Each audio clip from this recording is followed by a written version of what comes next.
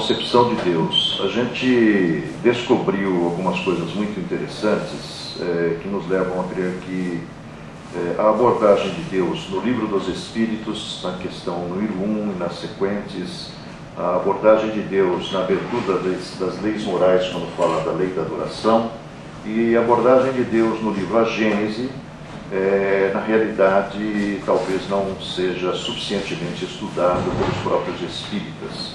E nós vamos mostrar aqui hoje aquilo que a gente também descobriu, que na realidade isso é uma visão que vai se construindo dentro de nós. O Kardec, na Revista Espírita, em vários números, conforme nós vamos mostrar aí, vai desenvolvendo raciocínios que nos levam a isso. E a motivação para fazer esse trabalho se deu quando nós demos o conteúdo da questão 607A do Livro dos Espíritos, que mostra que a condição de espíritos é uma condição circunstancial, fruto da evolução dentro das fases anteriores do princípio inteligente, que inicia a partir de uma transformação súbita a sua caminhada na condição de humanização, que é um processo que vai conduzi-lo à etapa conhecida como humanidade. Então, nós vamos ver que, se olhássemos lá de trás, mais ou menos são 6.000 anos, se considerarmos que o processo evolutivo da Terra é conduzido por uma pleiade de outras entidades muito mais evoluídas, sob a condução de Jesus, conforme o evangelista João nos fala, no capítulo 1, versículos 2, 3 e 10, no primeiro, desfazendo a ideia que no fim acabou sendo de uma certa forma plantada dentro da cabeça dos seguidores das diferentes escolas religiosas inspiradas no cristianismo, né? Mas o João, sob a inspiração do Espírito Santo, dita a Prócoros a informação de que no princípio ele estava com Deus, mostrando que Jesus não é Deus, mas algumas inteligências acabaram plantando na mente dos nossos irmãos, talvez até nossas mesmos, né? Essa ideia de que Jesus é Deus.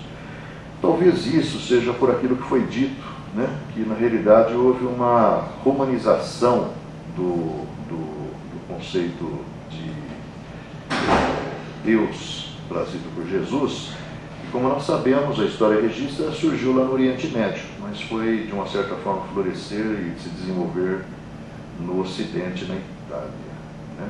Roma, naquela região que depois ficou conhecida como Vaticano, que era um simples bairro da cidade, onde Constantino deu um terreno para os cristãos e ali surgiu a Igreja do Divino Salvador.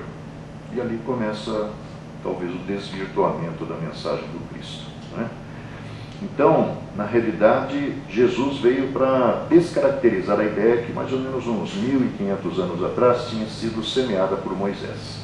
Nós vamos ver aí que Moisés, na realidade, foi certamente um instrumento importantíssimo daqueles que conduzem a evolução da Terra, porque a sua missão principal era desenvolver ou semear a ideia do Deus único. Porque antes prevalecia o politeísmo, e o Moisés, fazendo uso de suas percepções extrasensoriais, que impressionava aqueles que não sabiam exatamente por que isso acontecia, acaba desenvolvendo para fazer com que aquele povo que durante 300 a 400 anos esteve sob influência das ideias dos egípcios, e além de politeístas, vivenciavam uma das etapas que a antropologia chama de isolatria, ou seja, o culto das divindades através da personificação dos animais. Hoje ainda, no século XXI, Ganesha, uma das divindades indianas, é representada por um elefoa. E nós sabemos que lá no Egito, é só olhar um pouquinho as imagens das pirâmides, vamos ver que guardando as pirâmides e protegendo-as existe uma esfinge gigantesca, onde o corpo é de um animal e o rosto é um rosto humano.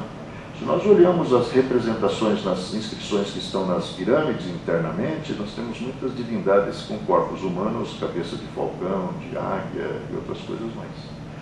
Então, o Moisés tinha que criar a ideia do Deus único, que todo mundo tinha que temer, que é aquela inscrição que está lá na Capela Sistina, de uma certa forma preservada pelo Michelangelo, né? E na realidade ele também conta lá na Gênesis, é só ler, só querer ler. Gênesis é o primeiro dos livros da Bíblia. A Bíblia são duas partes, o Antigo e o Novo Testamento. O Antigo Testamento é uma coletânea de textos selecionados por rabinos mais velhos, que na verdade escolheram aqueles que aparentemente contavam a história do judaísmo. E na realidade, no primeiro livro, que é Gênesis, nós vamos ver um Deus tendencioso, um Deus que protege o Abrão, cujo nome ele muda para Abraão, não é? E vamos conhecer a relação de Abraão com Lote, que eram sócios. Mas depois, por algum problema, se separam. Abraão vai para uma região com sua mulher Sarai, e o Lote vai para a região lá próxima a Sodoma. Todo mundo viu falar em Sodoma e Gomorra, que é a representação da perdição. Lá ele vai com as duas filhas, se instala, segundo a descrição da Bíblia, numa caverna. E em determinado momento, o que acontece? Que uma das filhas dele, talvez assim um pouco mais assanhada, embebeda o pai e tem relações sexuais com ele. A mais nova, no dia seguinte, faz a mesma coisa. É isso que está lá.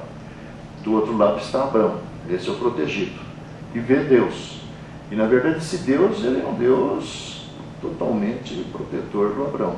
Qual é, imaginamos assim, a razão para isso? É para que aquele povo idólatra, que o Moisés, quando desce do Monte Sinai, encontra reverenciando Boíbis, uma festa orgíaca, realizada pelo Josué, e o nervosão do Moisés joga até as pedras, ficou 3 vezes lá escrevendo com Deus, teoricamente, joga tudo no chão e quebra. E Deus tem que fazer ele voltar e refazer todo o trabalho. Na verdade, o Moisés tinha que fazer com que aquele povo acreditasse numa única divindade. Então tinha que ser alguém que tema. Você não pode ter outros deuses, você não pode, ter outras práticas diferentes daquilo que eu mandar, senão você está ferrado comigo. 1500 anos depois vem quem? Jesus, o próprio comandante total. E ele vem falar, não, Deus não é nada disso, Deus é um Pai nosso. Ele é amor, nele nós nos movemos e existimos. Não precisa temer ele. 1900 anos depois vem uma outra visão de Deus. Agora talvez por quê? Porque a inteligência do homem já tinha condição de entender um pouco melhor isso, no lado ocidental. Porque lá no lado oriental, Deus já era visto como uma divindade. E tudo aquilo que você vai encontrar no catolicismo vem da Índia mesmo. É Brahma, Vishnu e Krishna. Pois lá no início é Jesus, Maria, José, Deus, Filho e Espírito Santo. É tudo uma cópia melhorada, aperfeiçoada. Vamos ver que legal isso aí. Nós estamos um pouco atrasados, então vamos correr. Lá na primeira resposta do Livro dos Espíritos, nós temos essa visão de Deus aqui que vem de uma certa forma descaracterizada do que tinha antes. É a inteligência suprema, causa primária de todas as coisas. Diz também que a prova da existência dele, que muitos negam, pode se encontrar no axioma que não há efeito sem causa. E vemos na questão 540 essa síntese da evolução. Tudo serve, tudo se encadeia na natureza, desde o átomo primitivo até o arcanjo. Olha aí que imagem fantástica. Desde o átomo primitivo até o arcanjo, pois ele mesmo começou pelo átomo. Questão 540 do Livro dos Espíritos. A partir daqui são conteúdos do extraordinário manancial que é a Revista Espírita. A gente fica pensando, por que os espíritas não conhecem a Revista Espírita? Bom, a Revista Espírita ela aparece no Brasil, traduzida ao alcance do povo menos letrado, em 1966. Foi a primeira tradução no mundo fora o francês. Levou 12 anos para ficar pronta. Hoje tem várias aí. Foi feita por um homem chamado Júlio de Abreu Filho. Para que aquilo fosse publicado, que eram 144 fascículos, foi constituída uma editora chamada Edicel, Editora Cultural Espírita, do Sr. Frederico Giannini, hoje já desencarnado. E ali nasceu. Só que, na verdade, ela foi vendida a princípio aqui em São Paulo, e o grande problema de todas as obras espíritas é a distribuição, aliás, de todas as obras. Nós não temos distribuidoras espíritas, com exceção de A Candeia e da Boa Nova e do ID, eficientes, profissionais. As duas, A Candeia e a Boa Nova, são a cabeça de um mesmo homem, que um brigou com o outro e nasceu a outra. Nasceu primeiro a distribuidora conhecida como Boa Nova, que é do Francisco do Espírito Santo Neto, com o Ricardo Pinfield, que era o homem de marketing. Aí houve uma discussão, porque eu acho que o Kiko lá, o Francisco, a apoteose mental surgiu, e brigaram. Aí o Pinfield, na mesma cidade que é Cantanduva, fundou Candeia, altamente profissionalizado. Então, esses são os caras que fazem a distribuição do livro. Porque publicar um livro é muito fácil hoje em dia. Você tem as editoras aqui, nas gráficas aqui na Paulista, você vai lá, faz 500 exemplares, aí você distribui para os amigos, né? Mas para atender um público maior, você não tem. Segundo um editor aqui de São Paulo, existem 600 editoras espíritas no Brasil hoje. Uma coisa absurda, né? Sabe por quê? Porque eu levo para a editora meu livro, lá o cara tem uma pilha de livro para olhar. Se eu não sou um médium assim que estou falando um monte de abobrinha, fazendo revelações estapafúrdias, e vai vender, que o povo quer isso, ou quer fantasia, então eu fico encalhado lá. Então montou uma editora. Aí você vai olhar a história de alguns grandes personagens de vendagem de livros hoje, você vai ver que é assim que começou. Então, não existe um conselho doutrinário que faça avaliação dos conteúdos, e aí surge um monte de coisas extraordinárias, que não tem nada a ver com o espiritismo. Vocês vão ver aqui tudo resposta da Revista Espírita. Muito legal, olha lá. Pelo que se depreende estudando o Espiritismo, é certo afirmarmos ser o Espírito não uma das obras atribuídas a Deus, mas resultado da evolução incessante do princípio inteligente? Diz Kardec, tudo na natureza se encadeia e tende para a unidade.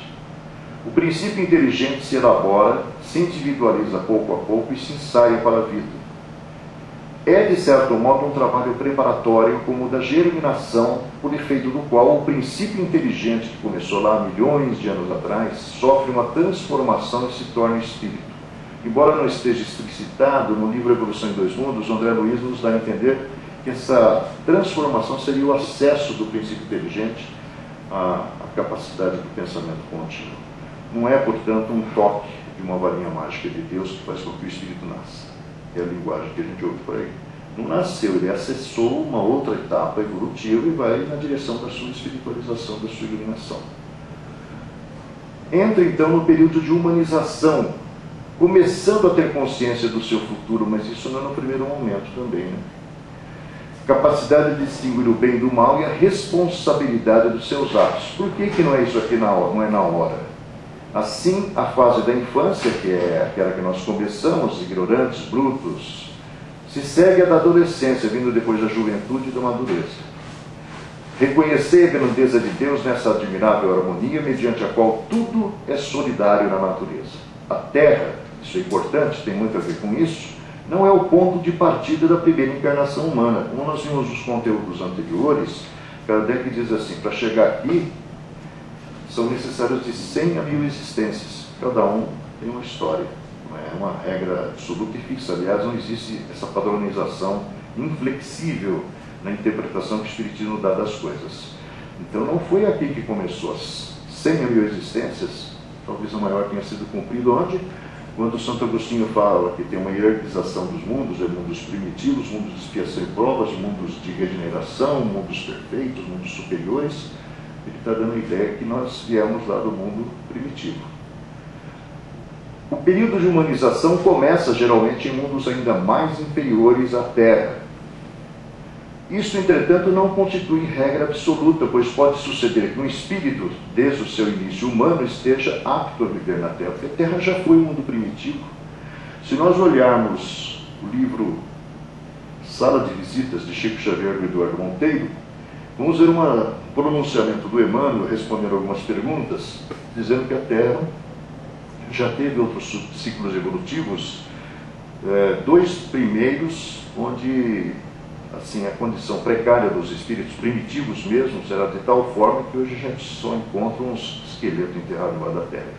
Não existem vestígios dessa presença, a não ser eles. Aí veio a fase dos lemurianos. Foi uma fase que teve um ciclo de evolução muito grande, sucedida pela fase dos Atlantes, que terminou, segundo Emmanuel fala nesse mesmo livro, aproximadamente entre 9.500 anos antes de Sócrates, que viveu 500 anos antes de Jesus. Então, somando aquilo com mais isso que nós estamos, são mais ou menos uns 12 mil anos. Que perfaz mais ou menos a metade do ciclo que a Terra leva para dar uma volta dentro do Sistema Solar ao redor do centro da Via Láctea. Que são aproximadamente 24 a 28 mil anos, não se sabe direito, porque todos os registros antigos foram destruídos, né? Mas a ciência vai chegando cada vez mais a essas conclusões. Então, essa condição aqui não é frequente o caso, mas constitui antes uma exceção. Como surge na criatura humana a ideia de Deus, porque é uma ideia que vai se desenvolver dentro de nós, né? Seria algo gravado no inconsciente pelas escolas religiosas, porque religião, do jeito que se apresenta, escola, é institucionalização da fé, não é? Então, tem uns espertinhos que sempre vê alguma possibilidade de se tornar, de uma certa forma, usufrutuário da ignorância, e se torna líder e cria suas escolas religiosas, né? Algumas com interesses políticos. Por que o cristianismo se distanciou da essência? Porque os homens que institucionalizaram o cristianismo se interessaram mais em dominar. Porque a igreja, você olha o livro, por exemplo, O Romance de uma Rainha, que vai mostrar como é que o sacerdócio egípcio era abominado pelos poderosos, né? E como que eles faziam realmente os reis e todos temerem eles. Vamos olhar a história da humanidade do lado ocidental, onde Noite de São Bartolomeu e Inquisição são demonstrações de força política temporal, sem o espiritual. E vamos ver porque essa escola foi perdendo a sua... Vamos olhar a história recente. Por que o Pio XII, na verdade, fechou os olhos para o que o Hitler estava fazendo? Por um negócio, um acordo. Não vai invadir o Vaticano, então finjam que não estou vendo. Assistam o filme do Costa Gravas. É um filme muito interessante que vai contar bem isso aí. Dentro do próprio exército nazista haviam pessoas que discordavam do que estava sendo feito, em prejuízo de deficientes mentais, ensinos mentais, negros, judeus e tudo mais. Não é só judeu que morreu, não. Morreu homossexuais. Então, na verdade, esse filme denuncia isso daí, né? Então, Kardec fala assim, ó: o espírito no início da sua fase humana, estúpido e bruto, porque ele é simples e ignorante, mas ele sente a centelha divina em si, quer dizer, alguma coisa que está lá dentro, pois adora um Deus que materializa conforme a sua materialidade. Então nós vamos construindo a ideia de Deus dentro de nós e vamos encontrando meios de reverenciá-la. Primeiro através da fase chamada litolatria, temos as representações da divindade na pedra. Depois a fase que é a fitolatria, onde a natureza é realmente a vegetação, e os celtas eram grandes protagonistas dessa história. E depois temos a zoolatria, que é essa do Egito, da Índia, se de uma certa forma se fixaram no hinduísmo e foram desvirtuando por interesses pecuniários, segundo pessoas que estudam o assunto hoje. Por fim vem a mitologia grega, porque quando Moisés sai para disseminar a ideia do Deus único, sai da mesma escola lá do Egito, um cara chamado Orfeu, numa região que não era Grécia, não existia ainda, ele vai disseminar as ideias que vão dar origem ao politeísmo romano, que é uma derivação do politeísmo grego. E que, na realidade, se transfere depois para outra estrutura através da santificação de personagens que se destacam um pouquinho do meio, não é? E aí o que vai acontecer é que Jesus vira Deus. Porque quando Jesus surge aqui, o que tinha na Terra? O Império Romano brigando com os judeus estavam fragmentados num monte de escolinhas e ramificações, saduceus, fariseus, macabeus, os essênios, e do lado de cá estavam os politeístas romanos. Esse era o quadro diante do qual Jesus se via, e com o qual ele veio se defrontar. Quando os caras institucionalizaram a ideia dele, a realidade que aconteceu foi que transformaram numa divindade.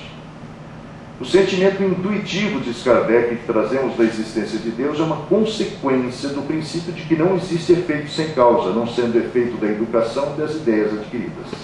Sendo Deus o eixo de todas as crenças religiosas e o objetivo de todos os cultos, O caráter de todas as religiões é conforme a ideia que elas dão de Deus. As religiões que fazem de Deus um ser vingativo e cruel julgam honrá-lo com atos de crueldade, com fogueiras e torturas. As que têm um Deus parcial e cioso são intolerantes e mais ou menos meticulosas na forma, por crerem mais ou menos contaminado das fraquezas e ninharias humanas, que é o Deus lá do Moisés, né? A ideia de Deus do politeísmo antecede a mitologia. Como se desenvolveu? Kardec nos traz a informação. Entre os antigos, a palavra Deus tinha uma acepção muito elástica. Era uma qualificação genérica aplicada a todo ser que lhes parecia elevar-se acima do nível da humanidade. Eis porque divinizaram seus grandes homens. Não os acharíamos tão ridículos se não nos tivéssemos servido da mesma palavra para designar o ser único, soberano, Senhor do universo, porque essa palavra também, de acordo com culturas, ela tem uma significação diferente. Para uns é o Jeová, para outros é o Alá, para outros é a consciência cósmica, para outros é Brahma. Os espíritos que existiam então, como hoje, lá se manifestavam igualmente. E esses seres misteriosos também deviam, conforme as ideias da época, e ainda com maior razão, pertencer à classe dos deuses, porque, na verdade, a mediunidade é inerente ao ser humano, sempre existiram médiuns, né? Olhando-os como seres superiores, os povos ignorantes lhes rendiam culto. Os poetas os cantaram e semearam a sua história de profundas verdades filosóficas, ocultas sob o véu de engenhosas alegorias, cujo conjunto formou a mitologia pagã. O vulgo, que geralmente só vê a superfície das coisas, tomou a figura ao pé da letra, sem rebuscar o fundo do pensamento, absolutamente como aquele que hoje não visse nas fábulas de La Fontaine, senão conversas de animais. Tal é, em substância, o princípio da mitologia. Os deuses não eram, pois, senão os espíritos, as almas dos seres mortais, como os dos nossos dias. Mas as paixões que a religião pagã lhes emprestava nos dão uma ideia brilhante da sua elevação na hierarquia espiritual, a começar por seu chefe, Júpiter, o que não os impedia de deleitar-se com o incenso que queimavam em seus altares. O cristianismo os despojou do seu prestígio e o espiritismo hoje os reduziu ao seu real valor. Isso foi escrito lá em 1861. Como se chegou ao conceito do Deus único? Olha aí, o Emmanuel vai desenvolver mais esse raciocínio no livro A Caminho da Luz. Entre aqueles das tribos de Israel estavam muitos espíritos trazidos de capela, exilados, e que tinham já em si uma certa, talvez, predisposição para o desenvolvimento da ideia do Deus único. Então, eles foram os escolhidos mesmo, conforme está lá na obra de Kardec. A religião israelita foi a primeira que formulou aos olhos dos homens a ideia de um Deus espiritual. Até então os homens adoravam uns ao sol, outros à lua, aqui o fogo, ali os animais. Mas em parte alguma ideia de Deus era representada em sua essência espiritual e imaterial. Chegou Moisés, trazia uma lei nova que derrubava todas as ideias até então recebidas. Mas também ele chegou com a ideia, mas não deu resultado a curto prazo, né? Então ele precisou de criar alguns mecanismos, Deuteronômio, Números, aqueles livros que sucedem à Gênese, vão mostrar a legislação que foi instituída para fazer com que o povo se disciplinasse dentro dos conceitos dos 10 mandamentos, que é a próxima resposta. Porque na realidade, né, as pessoas eram absolutamente indisciplinadas, mas por que também? Pela própria condição evolutiva daqueles seres. Então ele trazia uma lei nova que derrubava todas as ideias até então recebidas. Tinha de lutar contra os sacerdotes egípcios, que eram os dominantes, né? E ali dentro do Egito surgiu de uma maneira mais evidente a história do esoterismo, que é reservado a uma minoria, e do exoterismo, que era para contentar e satisfazer o povo e de uma certa forma controlá-lo socialmente. Que mantinha os povos na mais absoluta ignorância, porque é isso que funciona, né? A gente vê até na nossa pátria que a preservação da ignorância, da falta de uma melhor formação, é tudo que os dirigentes querem, né? Na mais abjeta escravidão.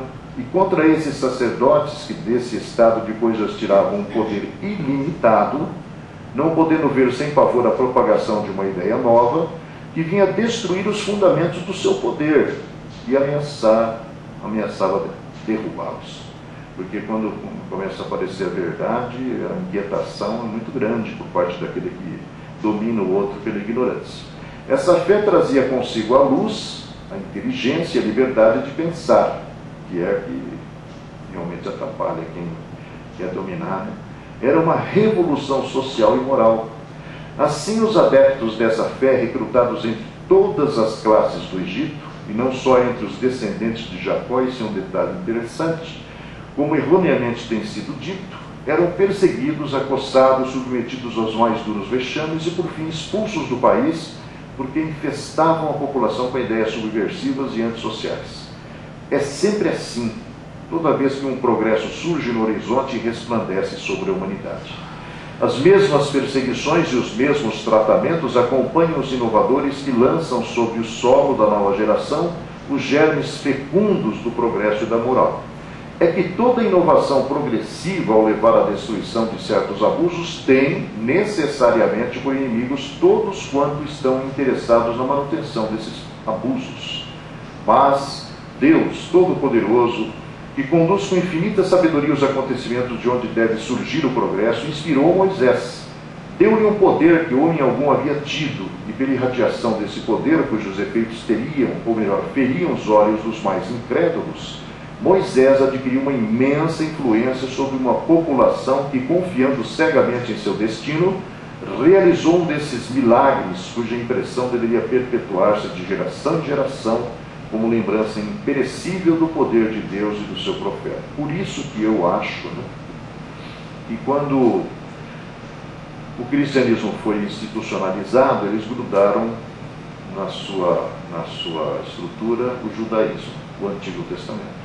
Quando Lutero vem aí, faz com seus outros pares o movimento do protestantismo, novamente nós somos levados a rever todos os conteúdos, de uma certa forma, construídos a partir da participação lá de Moisés, né? De geração em geração tem que se perpetuar a ideia de um único Deus, que ainda não é o dominante. A passagem do Mar Vermelho foi o primeiro ato da libertação desse povo. Mas sua educação estava por fazer, como continua, né? Era preciso domá-lo pela força do raciocínio, por milagres, muitas vezes repetidos. Era preciso inculcar-lhes a fé e a moral, ensinando-lhes a pôr a força e a confiança num Deus Criador, ser imaterial, infinitamente bom e justo.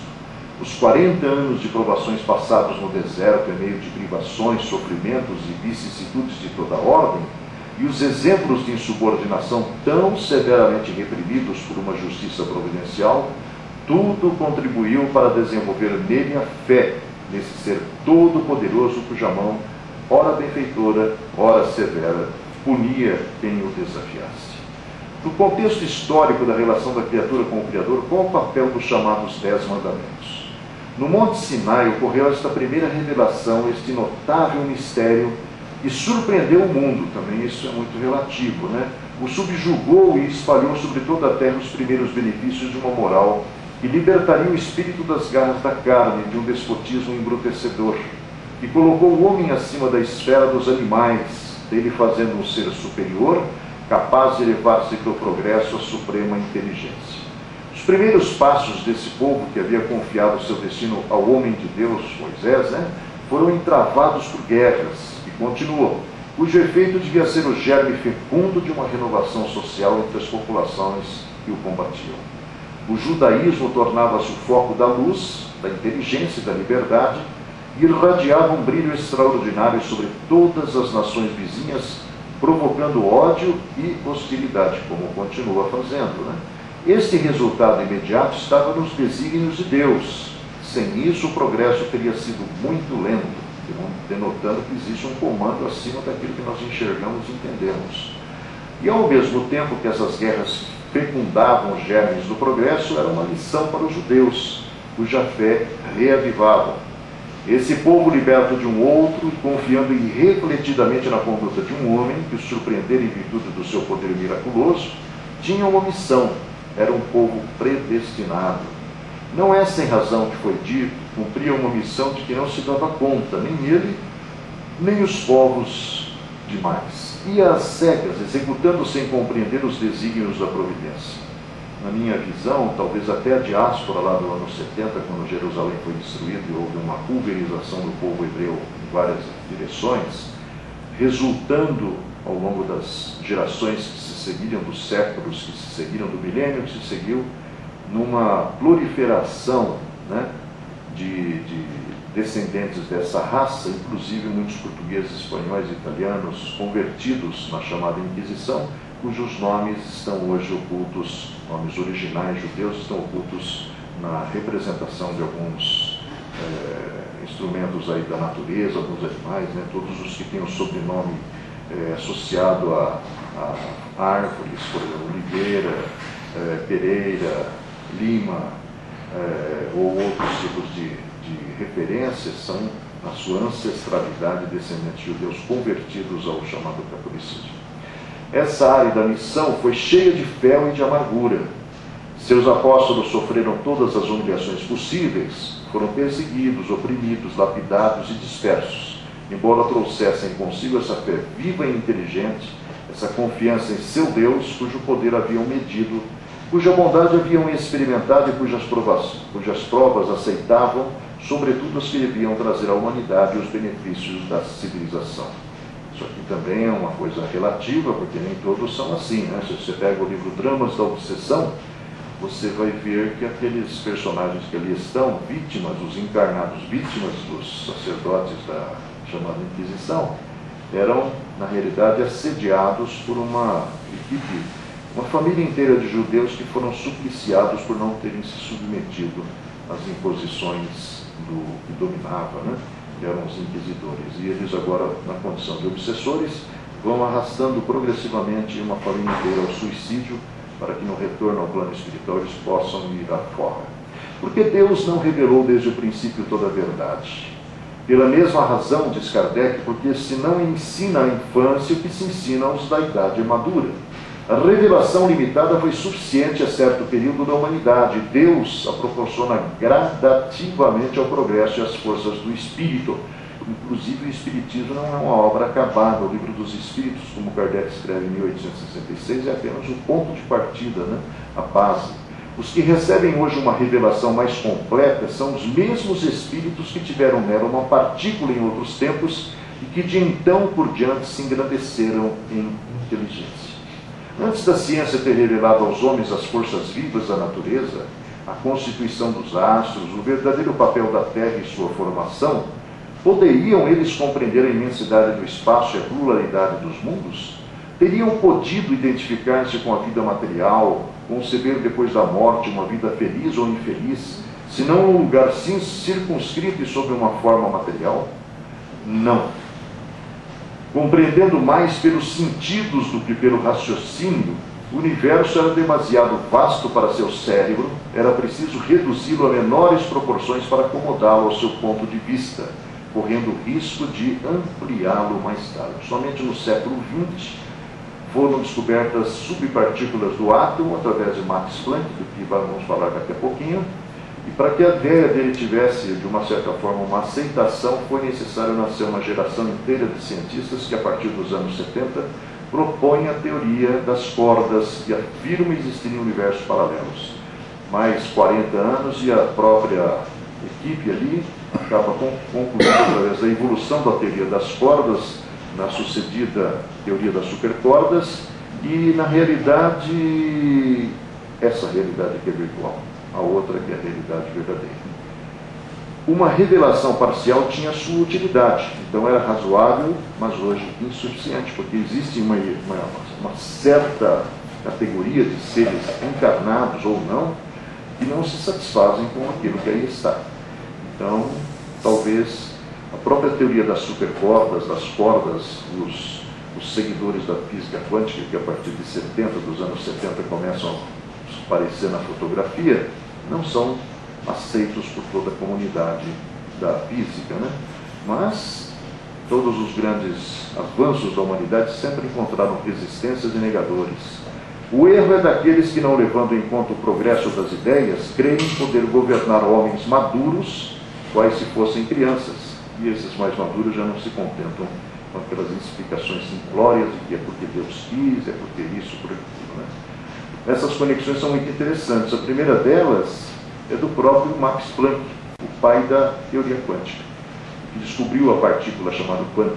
Ele disse, em 1944, a matéria, como matéria propriamente dita, não existe. A nossa cabeça não consegue incorporar isso. Toda matéria se origina e existe apenas em virtude da força que faz vibrar as partículas de um átomo e que consegue manter unido esse extremamente diminuto sistema solar. Em outras palavras, é tudo energia. Devemos assumir que por trás dessa força, que é a energia, existe uma mente consciente e inteligente. Essa mente é a matriz de toda a matéria. Outra informação importante, o campo unificado de energia, que é isso que ele está falando, é um campo de energia infinito, subjacente ao universo infinitamente diversificado. O que ele está querendo dizer? Que nos bastidores, como diz lá na questão 85 do Livro dos Espíritos, bem antes dessas afirmações, na realidade, onde nós enxergamos vazio não existe. Existe matéria em outras formas de manifestação. Isso foi escrito, olha aí, ó, que maravilha, em antigas escrituras védicas. Isso aí é anterior ao judaísmo, ao indianismo, às práticas hindus, né? Porque o hinduísmo surge justamente da literatura védica. O que nos leva a crer que existe sempre, periodicamente, na Terra, quando vai mudar um ciclo, uma síntese dos conhecimentos. Porque o que o hinduísmo fala, surpreendentemente, é tudo aquilo de que o Espiritismo vem falar na virada dessa nova era, né? Da entrada da era do Espírito. Se nós pegamos os 13 livros do Yogi Mahana Charaka, que vai nos contar como é que esse tal do hinduísmo, que é a tentativa, pelo que a gente imagina, da espiritualidade em fazer quase uma aproximação entre Oriente e Ocidente. No final do século XIX, se vocês pegarem um filme que está no Netflix, chama Yogananda, Autobiografia de um Yogi, você vai ver que ele foi mandado pelo seu guru lá, seu mestre, para a América para trazer a yoga e a meditação. Eu acho muito legal, mas ele não é o único. Tem um monte que apareceram mais ou menos no final do século XIX, porque o Yogananda chega na América mais ou menos no início do século XX. Morre em 32, passa por altos e baixos, resolve desistir de tudo, volta para a Índia, pouco antes do mestre dele morrer, e o mestre fala, não, seu lugar não é aqui, você tem que voltar lá. E ele volta para os Estados Unidos, onde ele foi, primeiro foi endeusado, depois ele foi envolto numa trama, que na verdade objetivava impedir que ele incomodasse tanto as estruturas religiosas dominantes. Autobiografia de um yogi sensacional. A visão de Deus e seus atributos pelo homem será sempre relativa. Aliás, o filme começa de uma forma muito interessante. Parece assim aparentemente uma embarcação indo pelo mar, e ele narrando, porque o filme permeia muitos depoimentos pessoais de Yogananda, né, que foram preservados. E ele começa a dizer que da barriga da mãe ele já viu o mundo aqui fora. Olha que legal. Devia ser realmente um espírito bem avançado, né? A visão de Deus e seus atributos pelo homem será sempre relativa. Aliás, a visão de Deus e seus atributos pelo homem será sempre relativa, porque cada religião tem o seu Deus, né? Continua sendo assim. Por quê? Os homens apreciam a perfeição de Deus do ponto de vista humano, medindo-lhe a sabedoria pelo juízo que dela formam, pensam que Deus não poderia fazer coisa melhor do que eles próprios fariam. Não lhes permitindo a curta visão de que dispõem a apreciar o conjunto, não compreendem que um bem real possa decorrer de um mal aparente. Só o conhecimento do princípio espiritual, considerado em sua verdadeira essência, e o da grande lei da unidade que constitui a harmonia da criação, pode dar ao homem a chave desse mistério e mostrar-lhe a sabedoria providencial e a harmonia, exatamente onde apenas vê uma anomalia e uma contradição. Dá-se com essa verdade o mesmo que se dá com uma imensidão de coisas, outras. O homem não é apto a sondar certas profundezas, senão quando seu espírito chega a um suficiente grau de maturidade. Então, eu só consigo explicar, só consigo, às vezes, até entender até um nível de desenvolvimento intelectual e espiritual que eu tenho. Além disso aí, eu não consigo. Então, no nosso nível, a gente precisa da analogia. Nosso pensamento não é diferente daquele pensamento das análises comparativas, os referenciais, para a gente tirar conclusões. Então, nosso pensamento não é digital. Nós não conseguimos nos entregar a uma abstração. Na verdade, nós precisamos dos referenciais, dos balizamentos, dos elementos que estão já interiorizados em nós, né?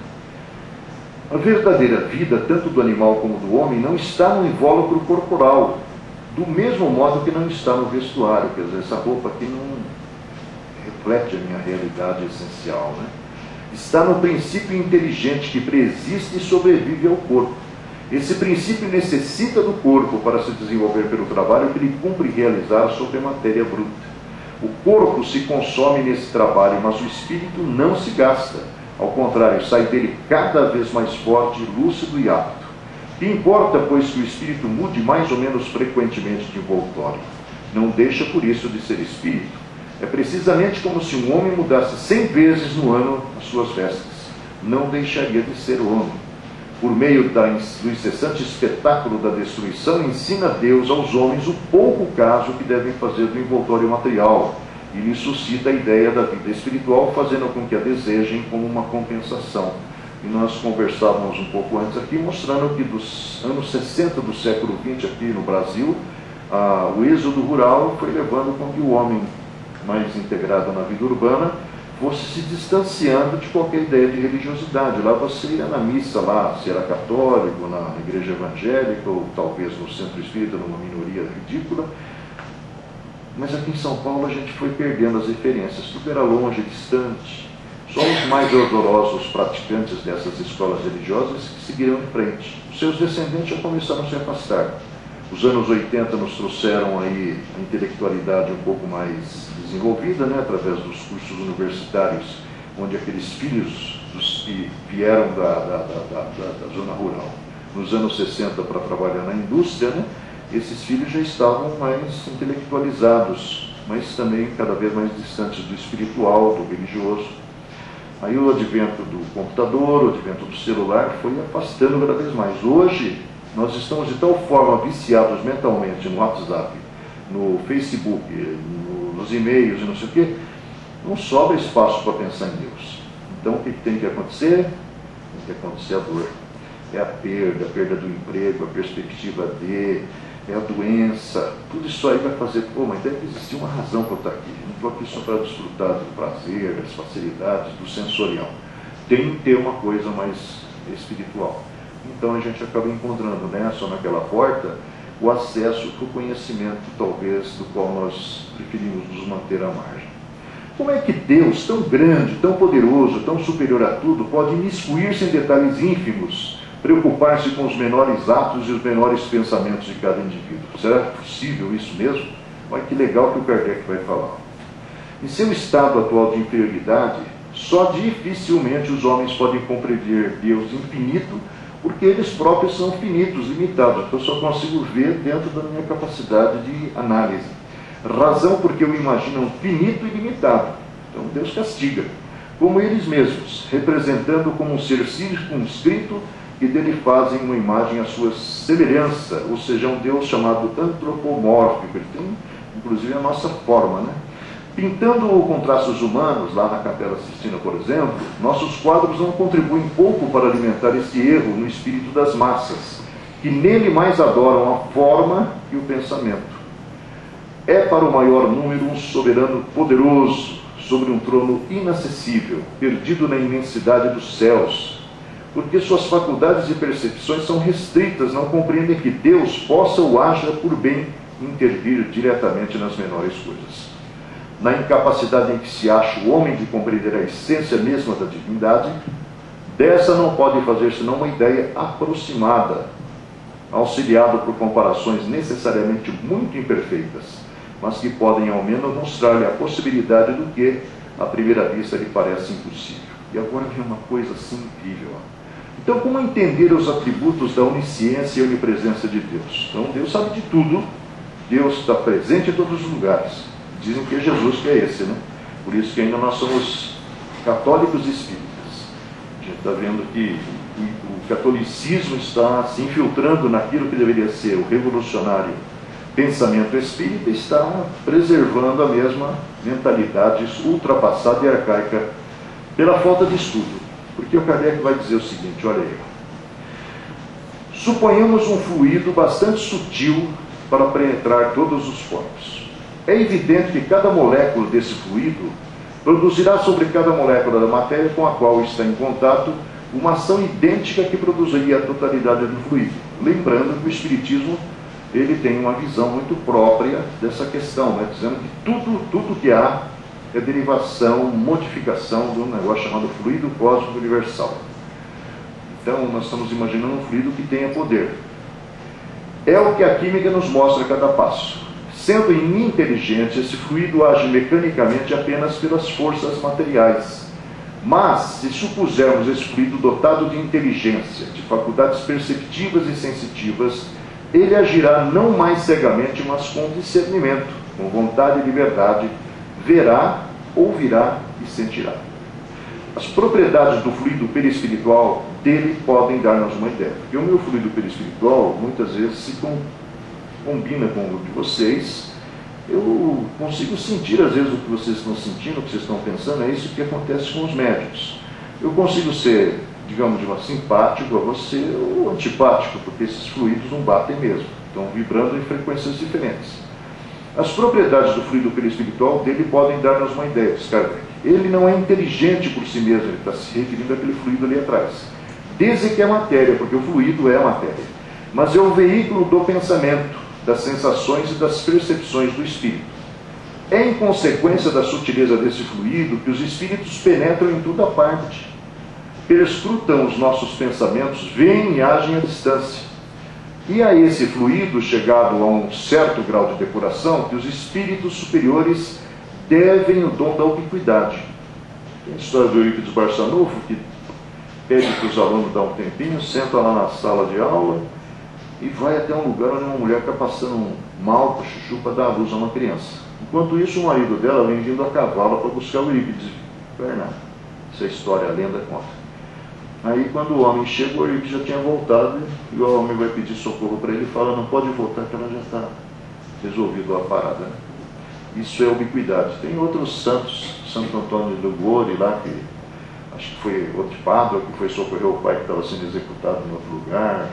Lá no Livro dos Médiuns tem alguns exemplos que a Igreja Católica preservou.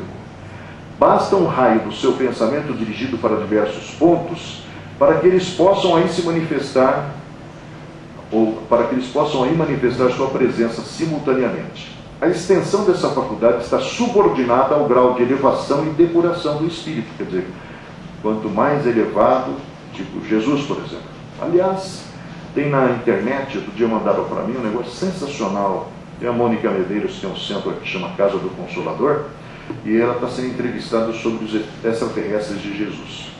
Eu fiquei assim, fascinado de ver a forma sintética com que a Mônica fala de Jesus. Como que Jesus se preparou para vir aqui? O trabalhão que deu, até porque a capacidade de Jesus é uma capacidade do espírito puro, que na nossa cabeça analógica não consegue imaginar. Se vocês puderem, ouçam ou vejam, está lá no YouTube, Mônica Medeiros falando sobre Jesus e os extraterrestres. É uma coisa preciosa, né? A extensão dessa faculdade está subordinada, ela inclusive é médica, né, a Mônica? A extensão dessa faculdade está subordinada ao grau de elevação e de depuração do espírito. Mas sendo os espíritos, por mais elevados que sejam, criaturas limitadas em suas faculdades, seu poder e a extensão das suas percepções não poderiam, sob esse aspecto, aproximar-se de Deus. Contudo, eles nos podem servir de ponto de comparação.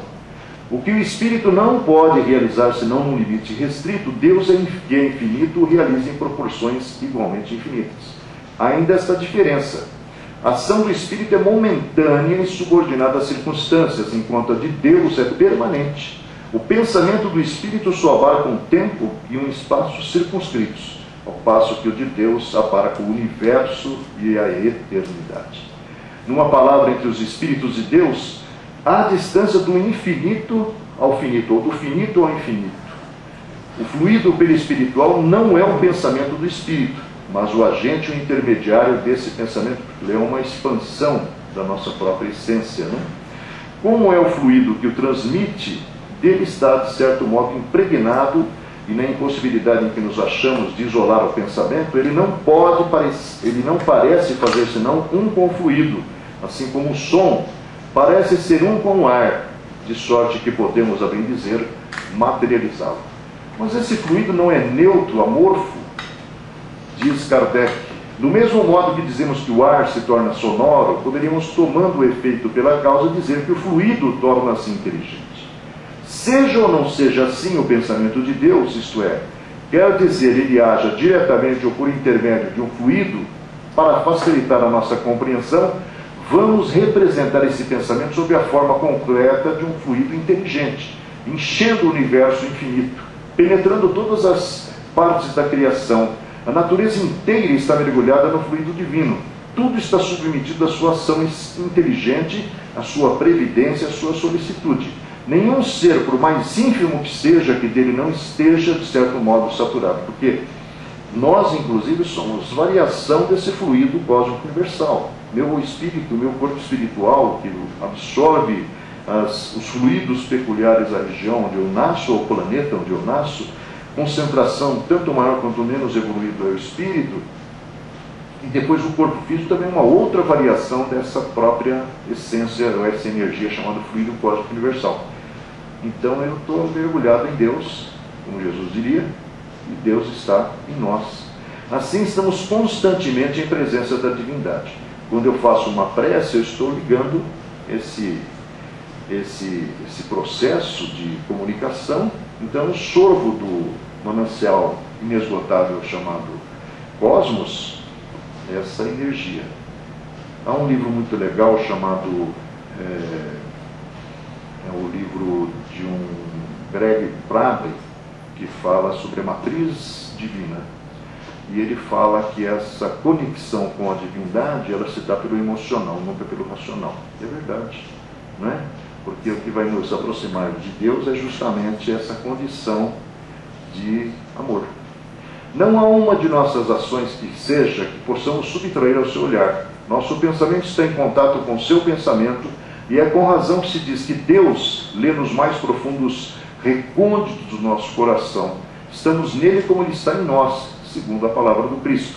Para entender sua solicitude sobre as menores criaturas, ele não tem necessidade de mergulhar seu olhar do alto da imensidade, que é uma visão humanizada de Deus, nem deixar sua morada de glória, pois essa morada está em toda a parte.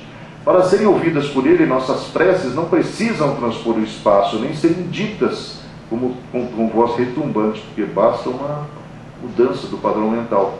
Porque incessantemente penetrados por ele, nossos pensamentos nele repercutem. A imagem de um fluido inteligente universal, evidentemente, não passa de uma comparação, mais própria a dar uma ideia mais justa de Deus que os quadros que o representam sob a figura de um velho de barbas longas envolto no manto. Não podemos tomar nossos pontos de comparação senão nas coisas que conhecemos. É por isso que dizemos diariamente: o olho de Deus, a mão de Deus, a voz de Deus, o sopro de Deus, a face de Deus.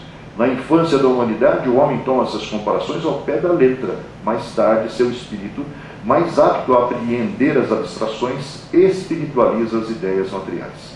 A de um fluido universal inteligente, penetrando tudo como seria o fluido luminoso, o fluido calórico, o fluido elétrico ou quaisquer outros, se fossem inteligentes, têm o objetivo de fazer compreender a possibilidade para Deus de estar em toda parte, de ocupar-se de tudo, de velar pelo pé de erva como pelos mundos.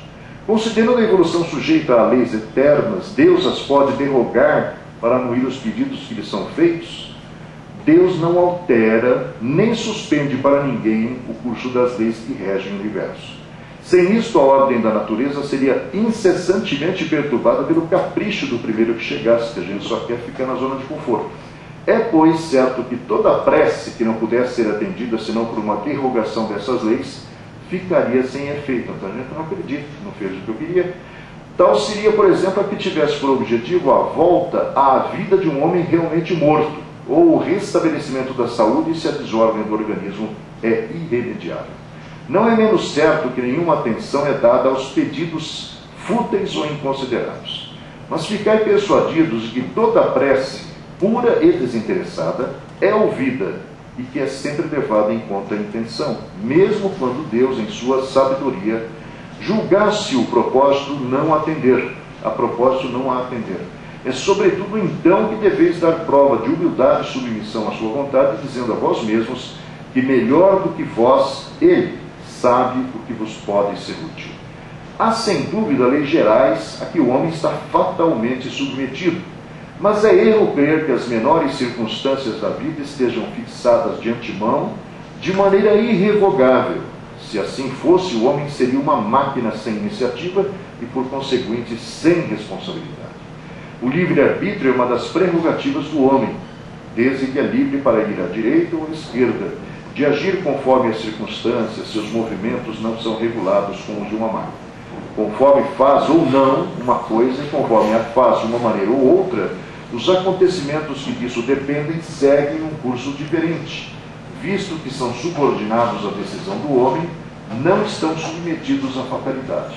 Os que são fatais são os que são independentes de sua vontade.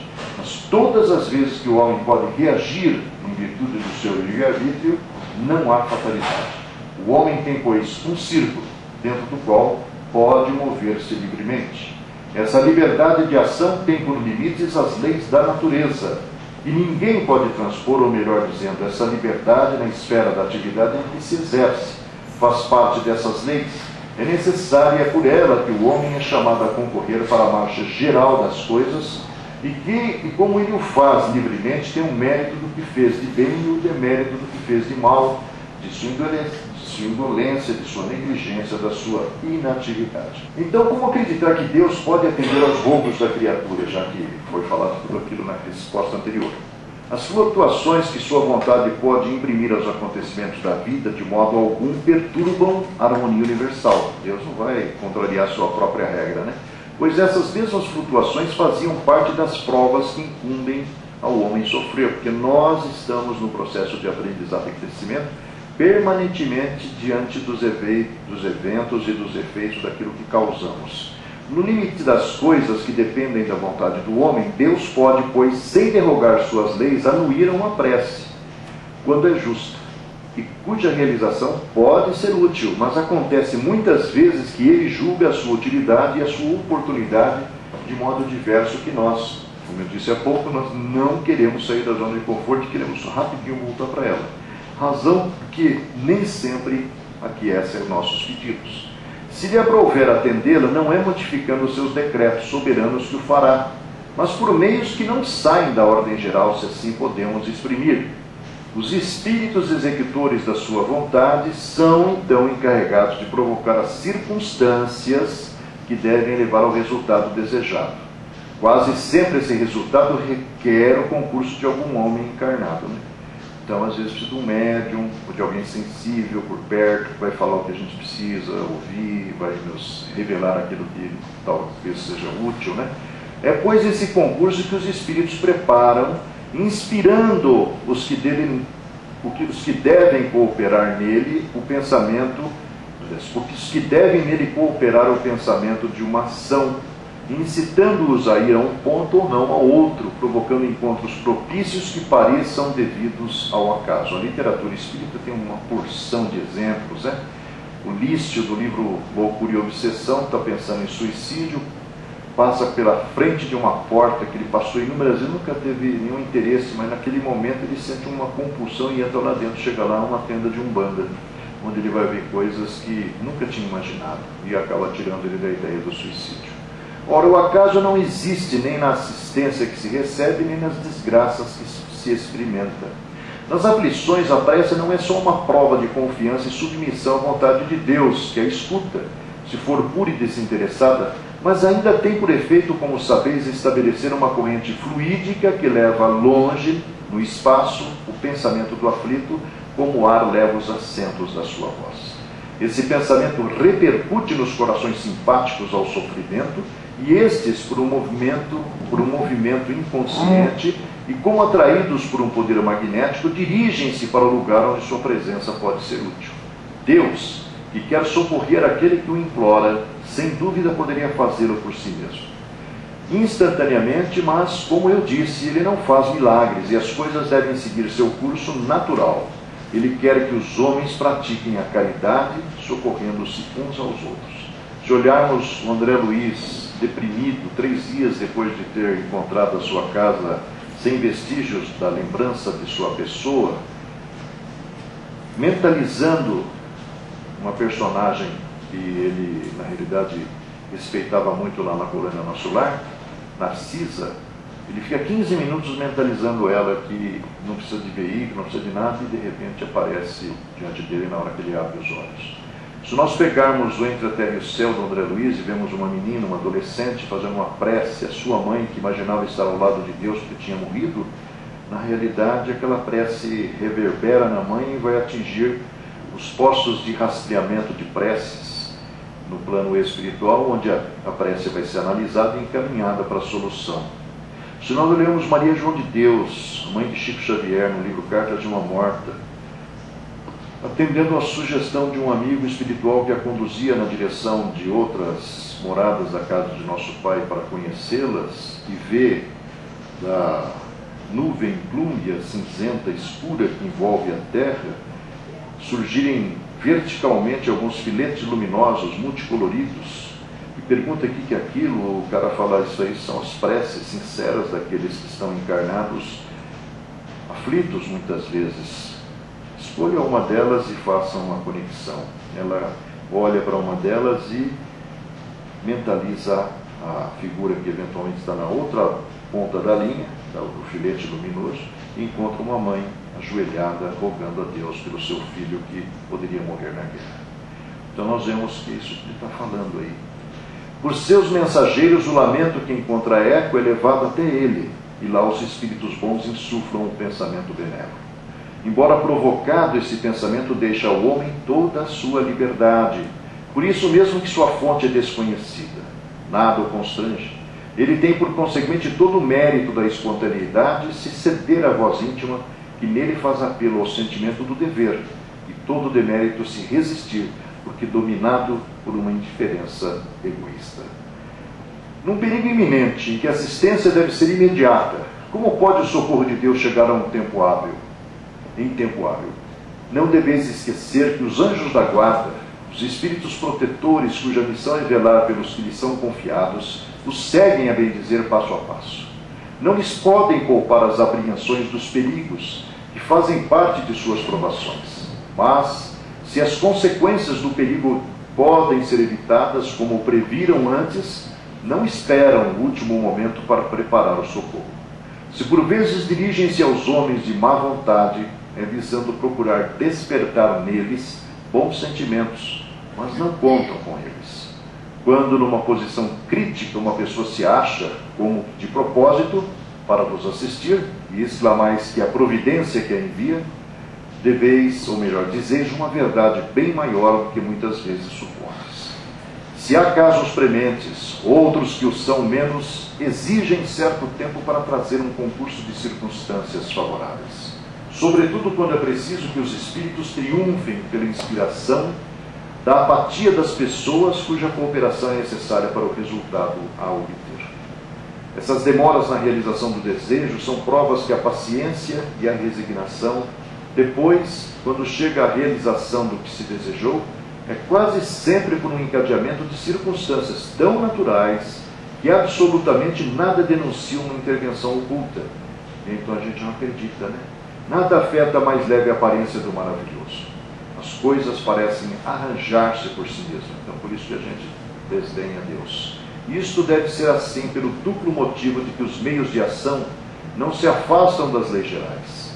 E, em segundo lugar, se a assistência dos espíritos fosse muito evidente, olha aí, ó, isso é claro, o homem se fiaria neles e acomoda-se, habituar-se-ia a não contar consigo mesmo.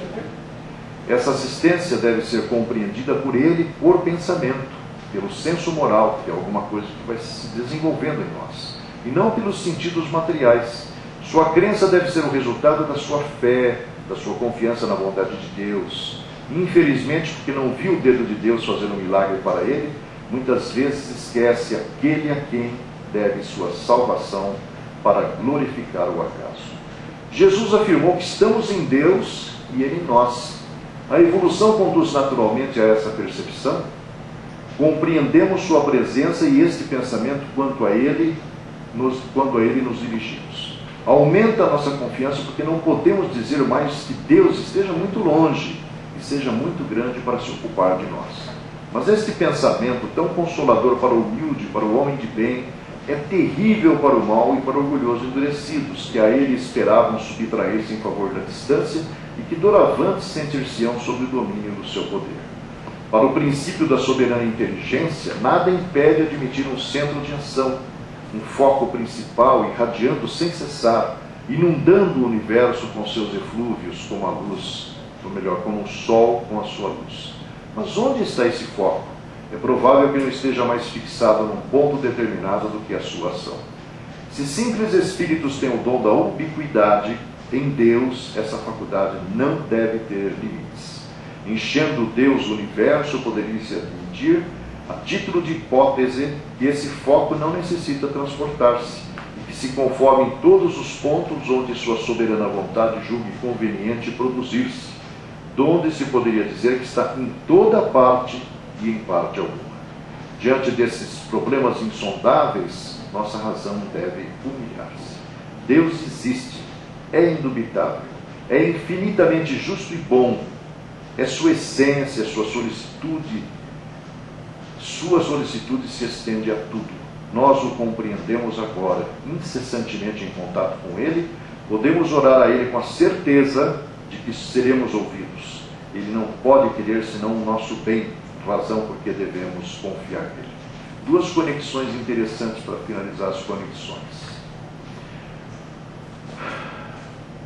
Existe um campo de energia conectando toda a criação.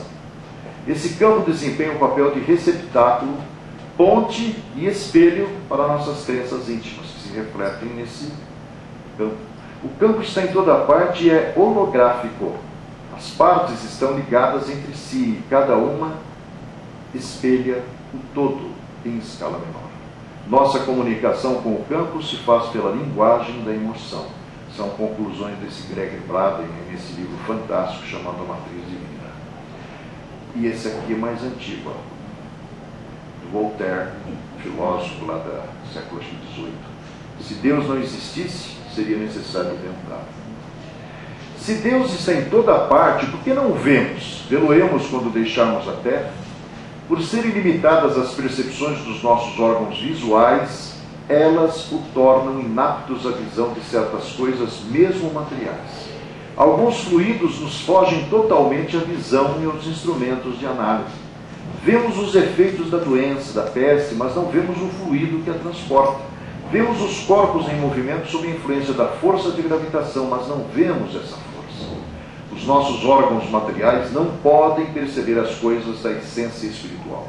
Unicamente com a visão espiritual é que podemos ver os espíritos e as coisas do mundo imaterial. Somente a nossa alma, portanto, pode ter a percepção de Deus. Dar-se-á que ela o veja logo após a sua morte? A esse respeito, suas comunicações de além-túmulo nos podem instruir. Por elas, sabemos que a visão de Deus constitui privilégio das mais depuradas almas e que bem poucas, ao deixarem o envoltório terrestre, se encontram no grau de desmaterialização necessária a tal efeito. Algumas comparações vulgares o tornarão facilmente compreensível. Uma pessoa que se acha no fundo de um vale, envolvido por densa névoa, bruma, não vê o sol. Entretanto, pela luz difusa, percebe que está fazendo sol. Se se dispõe a subir a montanha, à medida que for ascendendo, o nevoeiro está se tornando mais claro, a luz cada vez mais viva. Contudo, ainda não verá o sol. Quando começa a percebê-lo, ainda está velado, pois basta o mais leve vapor para enfraquecer o seu brilho. Só depois que se haja elevado acima da camada brumosa e chegado a um ponto onde o ar esteja perfeitamente límpido, ela o contemplará em todo o seu esplendor. Dá-se outro tanto com aquele que tivesse a cabeça envolta por vários véus. A princípio não vê absolutamente nada. A cada véu que se retira, distingue um clarão cada vez mais nítido. Apenas quando desaparece o último véu é que percebe as coisas claramente. Também se dá o mesmo com um licor carregado de matérias estranhas. De começo fica turvo. A cada destilação, sua transparência aumenta até que, estando completamente depurado, adquire perfeita limpidez e não apresenta nenhum obstáculo à visão. Assim é com a alma, com o espírito. O envoltório perispirítico, conquanto não seja invisível e impalpável, é, com relação a ela, verdadeira matéria, ainda grosseira demais para certas percepções. Ele, porém, se espiritualiza à medida que a alma se eleva em moralidade. Então, para ver Deus, a gente vai ter que crescer muito ainda.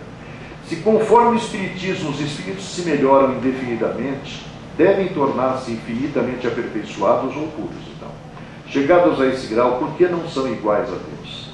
Em todas as ciências há axiomas ou verdades irrecusáveis que se admitem como bases fundamentais.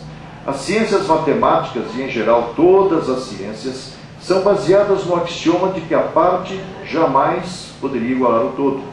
O homem, criatura de Deus, conforme esse princípio, jamais poderia alcançar aquele que o criou. Supõe que o indivíduo deva percorrer uma estrada de extensão infinita. De uma extensão infinita, pesai bem a expressão. É esta a posição do homem em relação a Deus, considerado o seu fim. Dir-me-eis que por pouco que se afaste, que se avance, melhor dizendo, a soma dos anos e dos séculos de marcha permitirá atingir o fim. Aí está o erro. O mundo, o que fizerdes num ano, num século, num milhão de séculos, será sempre uma quantidade finita. Um outro espaço igual não vos permitirá fornecer senão uma quantidade igualmente finita, e assim por diante. Ora, para o mais noviço matemático, uma soma de quantidades finitas jamais poderá formar uma quantidade infinita. O contrário seria absurdo, e nesse caso poder-se-ia medir o infinito, que faria perder a sua qualidade de infinito. A compreensão antropomórfica, o Deus humanizado e limitado de Deus, resulta da pouca evolução do espírito. As imperfeições da alma são como véus que obscurecem sua visão. Cada imperfeição de que ela se desfaz é um véu a menos. Todavia, só depois de se haver depurado completamente é que goza da plenitude das suas faculdades. Sendo Deus a essência divina por excelência unicamente, os espíritos que atingiram o mais alto grau de desmaterialização o podem perceber em todo o seu esplendor.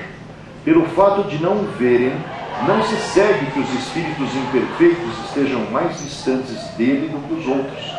Esses espíritos, como os demais, como todos os seres da natureza, se encontram mergulhados no fluido divino, do mesmo modo que nós o estamos na luz. Os cegos também estão mergulhados na luz e, contudo, não a veem. As imperfeições são como véus, aliás, são véus que ocultam a Deus, ou melhor, que ocultam Deus à visão dos espíritos inferiores. Quando o nevoeiro se dissipar, vê-lo-ão resplandecer. Para isso não lhes é preciso subir, nem procurá-lo nas profundezas do infinito. Desimpedida a visão espiritual das délidas morais que o obscureciam, eles o verão de todo lugar onde se achem, mesmo na terra, porquanto Deus está em toda parte. O espírito só se depura com o tempo, sendo as diversas encarnações o alambique em cujo fundo deixa de cada vez algumas impurezas. Com o abandonar o seu invólucro corpóreo, os espíritos não se despojam instantaneamente das suas imperfeições, razão porque depois da morte não veem Deus, mais do que o viam quando vivos. Mas, à medida que se depuram, têm dele uma intuição mais clara. Não veem, mas compreendem o melhor. A luz é menos difusa. Quando, pois, alguns espíritos dizem que Deus lhes proíbe respondam uma dada pergunta, não é que Deus lhes apareça, ou dirijam a palavra, para lhes ordenar ou proibir isso ou aquilo. Não, eles, porém, o sentem, recebem os eflúvios do seu pensamento, como nos sucede com relação aos espíritos que nos envolvem em seus fluidos, embora não os vejamos. A condição de encarnado, pelo que depreende, impede ao espírito ver Deus, nenhum homem poderá ver Deus com os olhos da carne. Se essa graça for concedida a alguns, só seria no estado de êxtase, quando a alma se acha tão desprendida dos laços da matéria que torna possível o fato durante a encarnação. Tal privilégio, aliás, exclusivamente pertenceria a almas de eleição, encarnadas em missão, quando não em expiação. Mas, como os espíritos da mais elevada categoria refugem de ofuscante brilho, Pode dar-se que espíritos menos elevados, encarnados ou não, maravilhados com o esplendor de que eles se mostram cercados, suponham estar vendo o próprio Deus. Nas experiências de quase morte descritas pela Elizabeth Kubler-Ross e pelo Dr. Raymond Moody Jr., a gente vê que muitos que passaram pela experiência da morte durante alguns momentos veem ao final de uma luz, aliás, ao final de um túnel, essas figuras iluminadas que eles supõem ser Deus. É como quem vê um ministro e o toma pelo seu soberano. Sob que aparência se apresenta Deus aos que se tornaram dignos de vê-lo?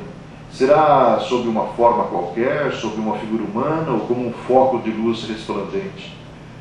A linguagem humana é impotente para dizê-lo, porque não existe para nós nenhum ponto de comparação capaz de nos facultar uma ideia de tal coisa.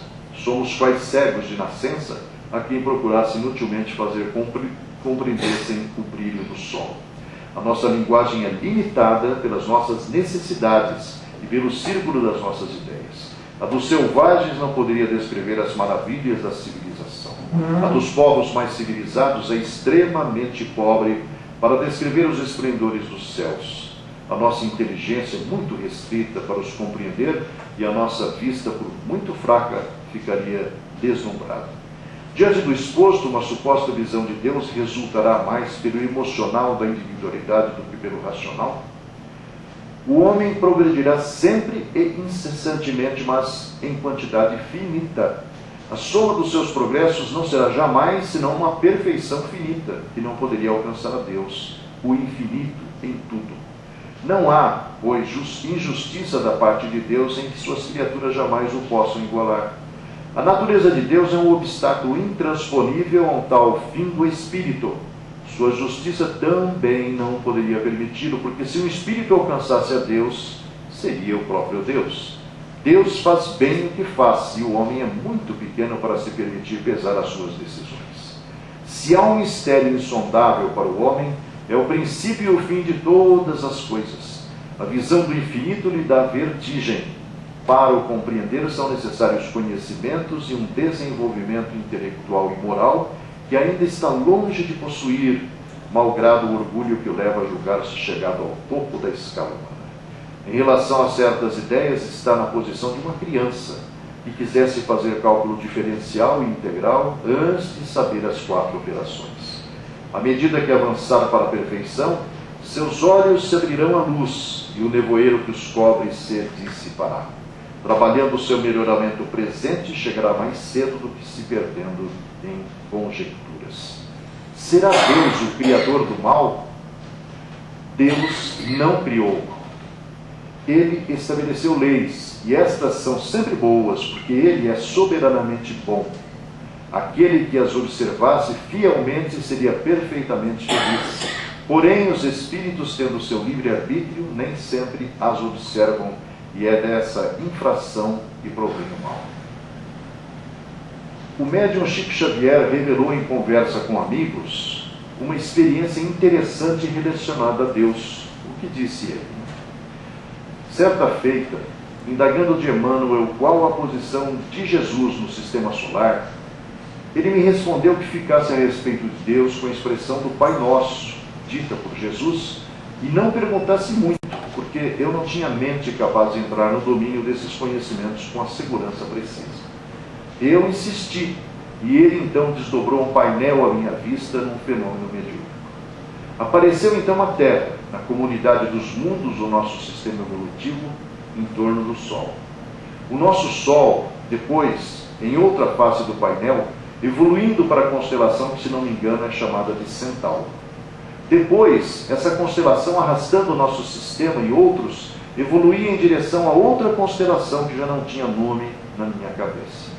Essa outra constelação avançava para outra maior ainda, muito maior dentro da nossa galáxia. Depois, apareceu a nossa galáxia imensa, como se uma lente de alta potencialidade estivesse entre os meus olhos e o painel. E a nossa galáxia evoluía com outras galáxias em torno de uma nebulosa enorme, e que Emmanuel me disse que passava a evoluir em torno de outras nebulosas. Então, a minha cabeça ficou cansada e eu pedi para voltar, como se tivesse saído de um foguete da Terra e me perdesse pelo espaço afora e sentisse uma vontade louca de voltar a ser gente e ficar outra vez no meu lugar. Porque tudo está dentro da ordem divina. Cada mundo, cada sistema, cada galáxia, orientados por inteligências divinas, Deus fala de tudo isso sem que possamos fazer-lhe uma definição. Senti uma vontade enorme de voltar para a minha cama e tomar café quente. Está no livro Na Era do Espírito, do Gênio. Finalmente, as palavras finais. A concepção humana do socorro divino é viciada desde muitos séculos. A criatura pressupõe no amparo de Deus o protecionismo do dirigente terrestre. Espera a perpetuidade de favores materiais, injustificável destaque entre os menos felizes, a gente acha que é o preferidão, dominação e louvor permanentes. Costuma guardar serviço, estima o entendimento, mas desdenha servir, estimar e entender, quando não seja em retribuição.